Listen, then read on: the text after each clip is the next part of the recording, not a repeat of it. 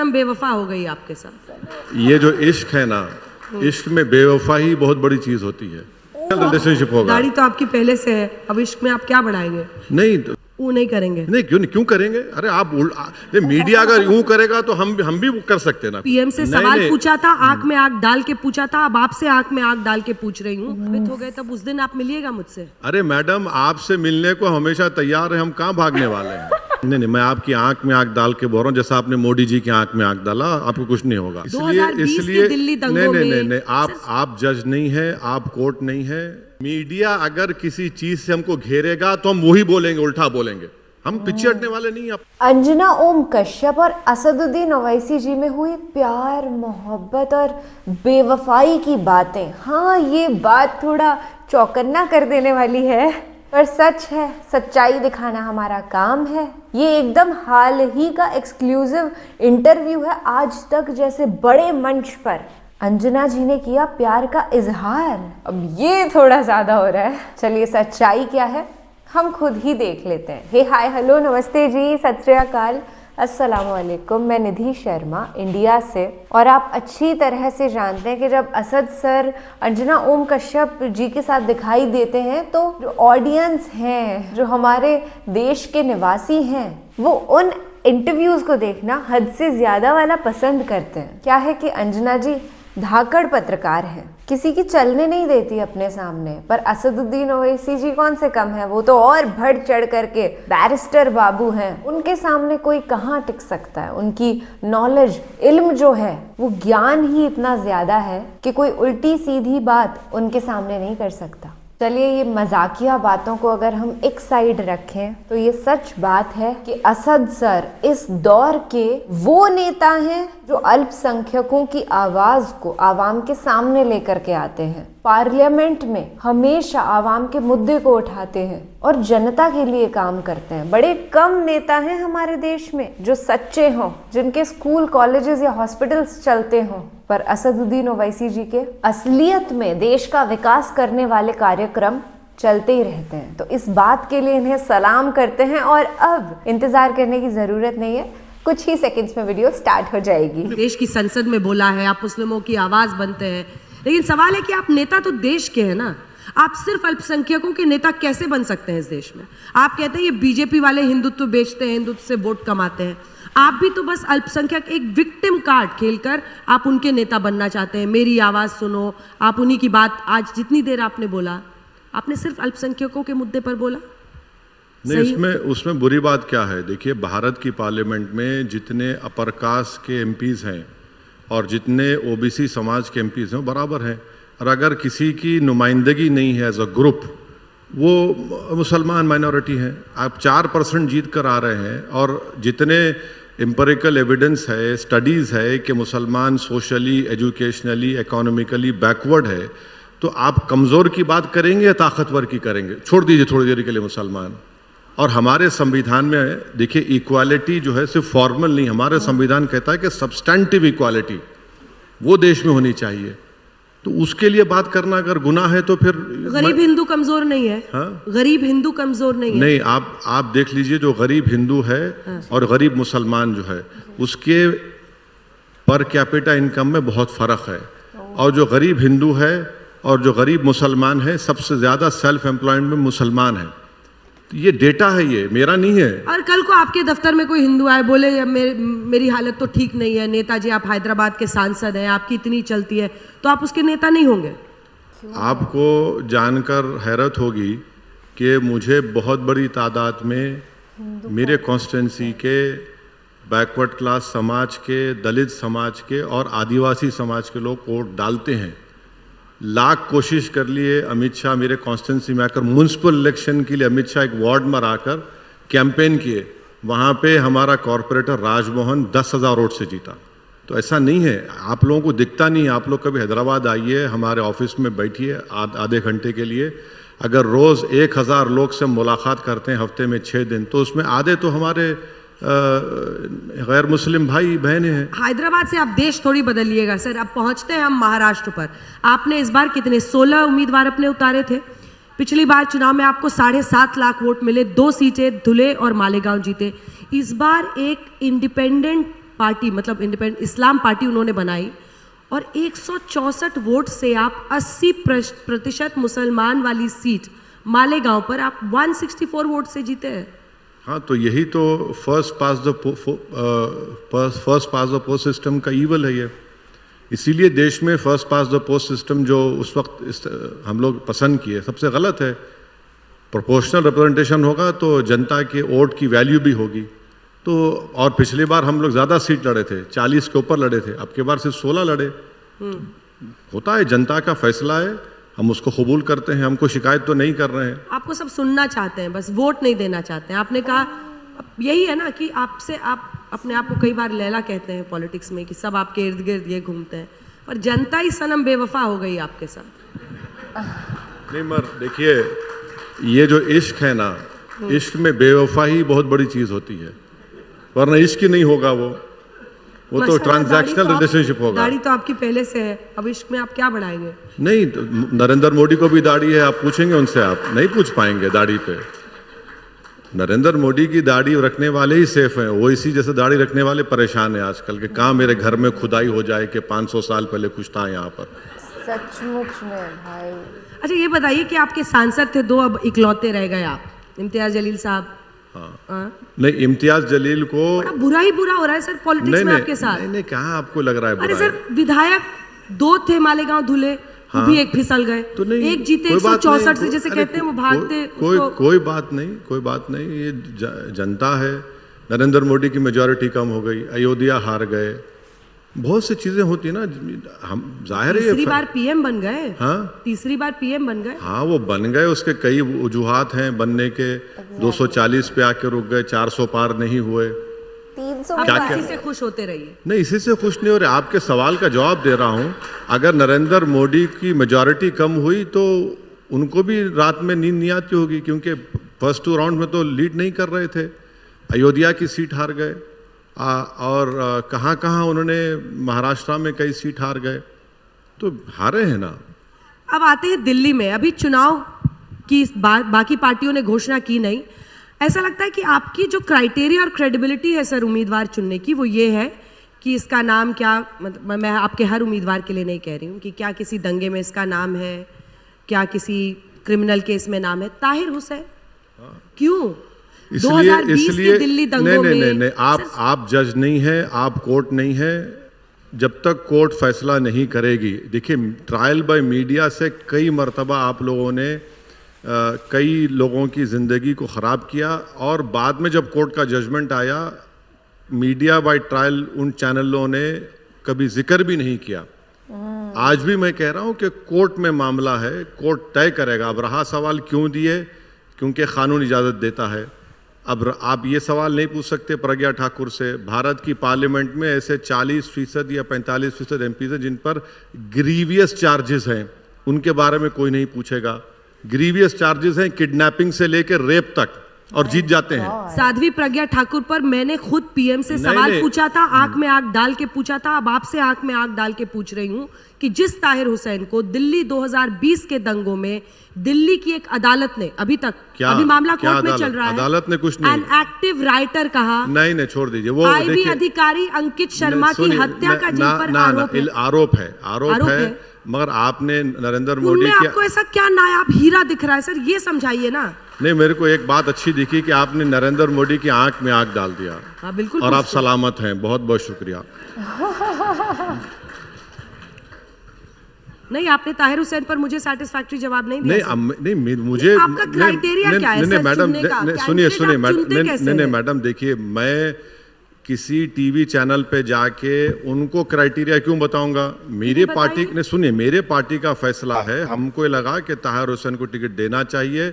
Court ने उनको अभी तक क्या बोलते हैं, कन्विक्ट नहीं किया, और मुझे यकीन है कोर्ट इंसाफ करेगी। कोर्ट जरूर इंसाफ करेगा। जब इंसाफ हो जाएगा आप मुझे बुला लीजिए उस दिन। मगर मैं ये कह रहा हूं कि ट्रायल बाय मीडिया से अगर आप हर एक को ये मुजरिम है, ये इन्वॉल्व है, तो फिर कोर्ट को बंद कर देना पड़ेगा। अच्छा, आपकी नजर उन पर कैसे पड़ी? हाँ, अच्छा, नहीं, नजर इसलिए पड़ी क्योंकि अरविंद केजरीवाल के ऊपर भी केस है, वो भी जेल को गए। दूध के धुले में है क्या वो सिसोदिया अरविंद केजरीवाल? आप बताइए। डिबेट को वो भी तो पूरा जेल में जरूर गए। देख कर जाइए। अभी ये आगे अलग और बात प्यार है भरी कि बातें भी होंगी इन और दोनों को असदुद्दीन बेल हो ओवैसी, गई। अंजना कश्यप की बखिया भी और जो उधेड़ेंगे। तो 5 पूरी साल डिबेट से देखिए। जेल में उनको बेल नहीं होती। 2 मुख्यमंत्रियों को बेल हो गई। एक स्टैन स्वामी 85 साल का बूढ़ा जेल में मर गया। तो ये जुडिशियल सिस्टम में भी देखना पड़ेगा कि भाई नेशनल मेजॉरिटी और नेशनल माइनॉरिटी में क्या फर्क हो रहा है, अकाउंटेबिलिटी क्या है बताइए। जब अरविंद केजरीवाल को बेल हो गई, सिसोदिया को बेल हो गई, ताहिर हुसैन को 5 साल से जेल में बेल क्यों नहीं होती? कई ऐसे लोग हैं जेल में बेल नहीं हो रही है उन लोगों को। ये भी समझ में नहीं आ रहा हमको क्या है। अब फिर आप लोग वो हमको ले जाके मिला देते, आप मिले हुए हैं।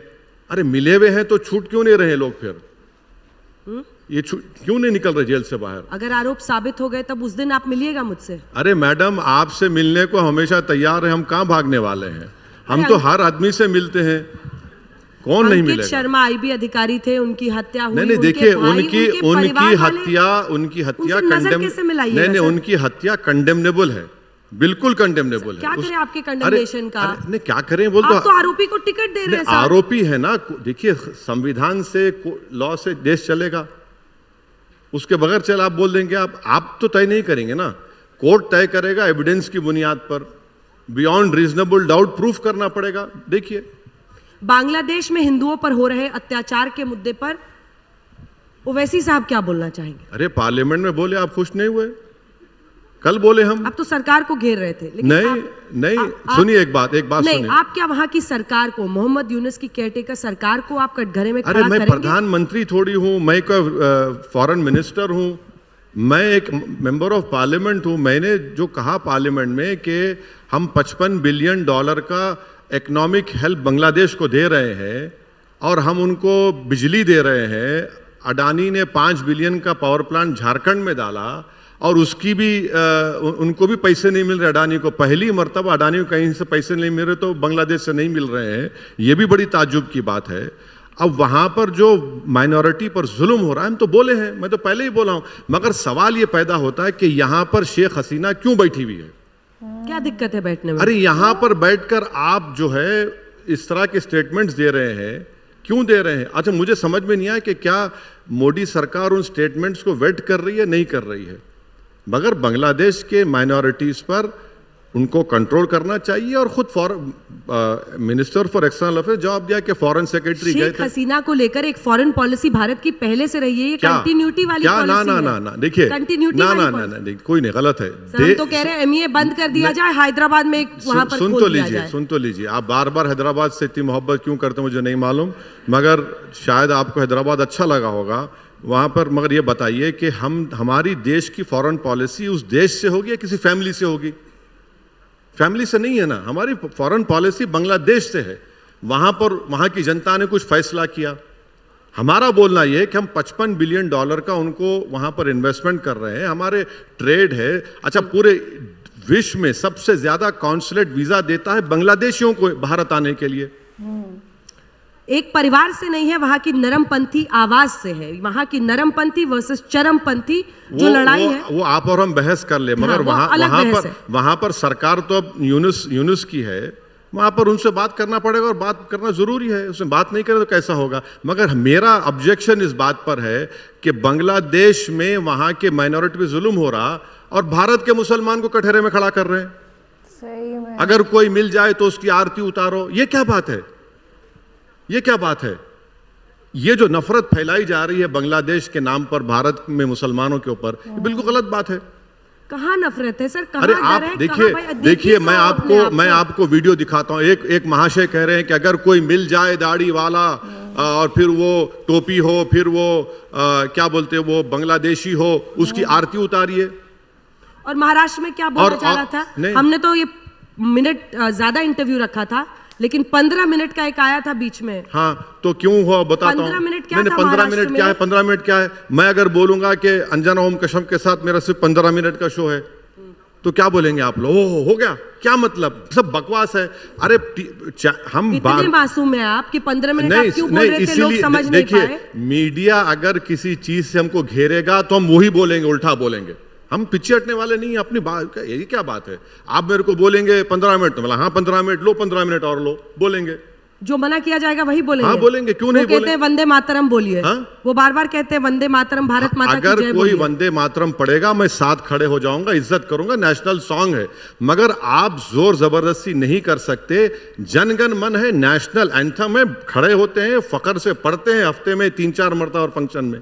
मगर ये आप बोले ना वो कह दिया तो मैं क्या करूं? मैं वो नहीं करेंगे। नहीं, क्यों करेंगे? अरे आप मीडिया अगर यूं करेगा तो हम भी कर सकते हैं ना कुछ भी। इलेक्शन पर आते हैं वापस और उसी के साथ अपने अंत की तरफ बढ़ेंगे। संभल और संभल में हुई हिंसा के बाद एक नई बहस छिड़ गई है।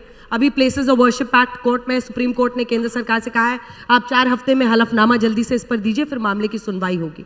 लेकिन जो अभी वीडियो अच्छी लगती हो तो इसको लाइक करें, पूरी डिबेट जरूर देखकर जाइए और असदुद्दीन ओवैसी के लिए कमेंट जरूर करके जाइए। सर्वे की मनाही उस एक्ट में नहीं है। संभल में सर्वे हो रहा था, कोर्ट ऑर्डर से हो रहा था, वहां लोगों ने पत्थरबाजी की और हिंसा हुई।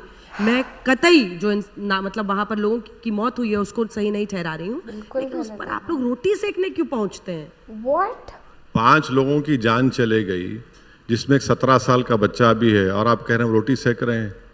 और पूरों को सीने पे गोली लगी, एक को पीठ में गोली लगी। क्यों मारा आपने?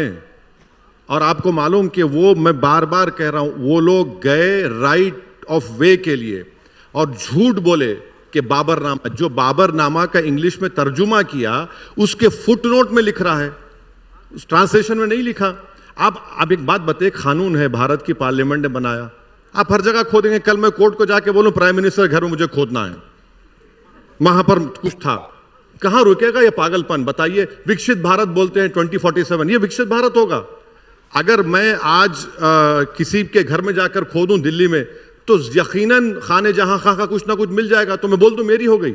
वक्फ वाले कहते हैं कि सूरत म्युनिसिपल कॉर्पोरेशन की जो ये बिल्डिंग है, देखिए सुनिए ना, गुजरात वक्फ बोर्ड ने कहा है सर। सुनिए, अब मैं आपको समझा रहा हूं। जब ये वक्फ बोर्ड ने किया, सीओ ने किया, सीओ को गुजरात सरकार ने अपॉइंट किया, जब वक्फ बोर्ड एग्जिस्टेंस में था ही नहीं। ट्राइब्यूनल में कह दिया कि वो प्रॉपर्टी नहीं है वक्फ की। अब इससे बढ़ के और क्या करेंगे? हम ये बोल रहे हैं दिल्ली में 123 प्रॉपर्टीज हैं, क्यों नहीं देते नरेंद्र मोदी, जिसकी कीमत आज 10,000 करोड़ के ऊपर है? दे दीजिए ना, वो नहीं दे रहे हैं। और प्लेसेस ऑफ वर्शिप एक्ट जरूरी है, उसको भारत सरकार को फॉलो करना चाहिए। आप कहां कहां खोदेंगे?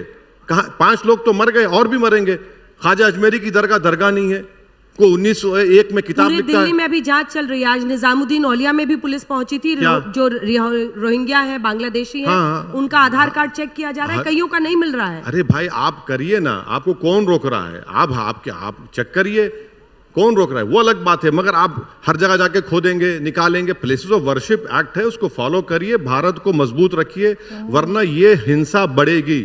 आप जिन लोगों पे भरोसा कर रहे हैं ना, बीजेपी वाले, वो फ्रैंकेनस्टाइन बन जाएंगे, उन्हीं पे सवारी करेंगे जब उनको मालूम होगा। आखिरी के 30 सेकंड और 30 सेकंड में आप कैमरे में देखकर, क्योंकि मुझे कई बार चिंता होती है सर आपकी, क्यों तमाम ये संभल वाली रेस में आगे भाग रहे हैं बाकी पार्टियां।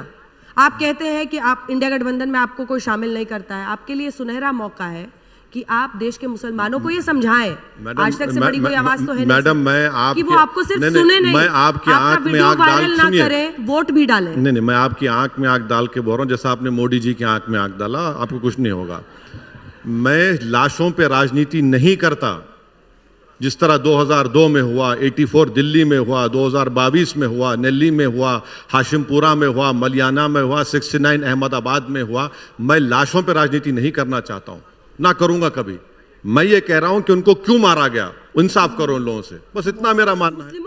वीडियो अच्छी लगी हो तो इसको लाइक करें। असदुद्दीन ओवैसी की ये डिबेट देखकर आपको कैसा लगा, अपनी राय पर जरूर देखकर जाइए। कोई बात नहीं, कोई बात नहीं। पॉलिटिक्स में कोई झाल बजाने अरे मैडम देखिए, चुनाव जीतने आता है। अरे चुनाव जीतेंगे ना, आज नहीं जीते कल जीतेंगे, मगर हौसला तो जिंदा है, हिम्मत जिंदा है। लोग देख रहे हैं ना, लोग देख रहे हैं कि जो उनके हमदर्द है जी, क्या करके रख दिया उन लोगों को। होगा, तब्दीली आएगी इंशाल्लाह। सबसे ज़्यादा ऑफेंसिव बात मुझे अंजना ओम कश्यप जी के ज़रिए यही लगी कि रोटी सेकने पहुंच जाते हैं, जबकि असदुद्दीन ओवैसी सर वो हैं जो मोहम्मद कैफ की कहानी पूरे देश को सुना रहे हैं कि कैसे वो 17 वर्ष का बच्चा जो प्लास्टिक के सामान बेचता था मस्जिद के बाहर, वो बेमौत मारा गया इन सब दंगों के चक्कर में। क्या उसके माँ बाप पर बीत रही होगी आज। और ये अंजना जी बोलती हैं कि रोटी सेकने पहुंच जाते हैं। रोटी सेकने कौन पहुंचता है, पूरा देश जानता है। और ये सच बात है कि बांग्लादेशी जो माइनॉरिटी है, हिंदू भाई है हमारे वहां पर, उन पे जुल्म सितम हो रहा है। इसके लिए सॉल्यूशन ये है कि इंडिया की जो माइनॉरिटी है, जो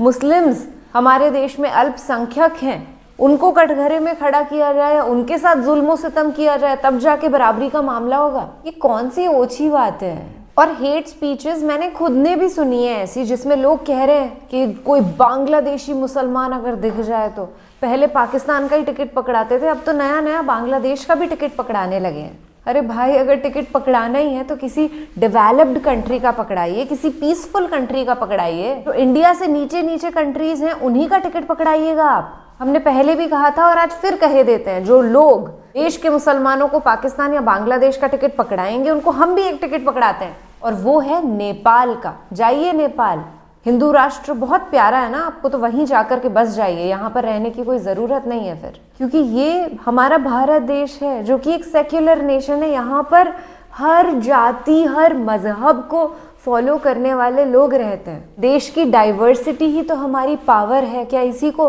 खत्म मोदी जी कर देना चाहते हैं? खैर, जब सद्बुद्धि आएगी तब आएगी। और हाँ, ये डिबेट जो है बड़ी जोरदार थी। असदुद्दीन ओवैसी सर की हर एक बात लॉजिकल थी। आई होप कि गोदी मीडिया के पास भी इतना लॉजिक आ जाए जितना असद सर के पास है। फिलहाल के लिए मैं आपसे लेती हूँ इजाज़त। उम्मीद करती हूँ आपका दिन, आपका महीना, आपका साल मंगलमय हो और आप खुश रहें। राम राम, दुआ सलाम, जय हिंद।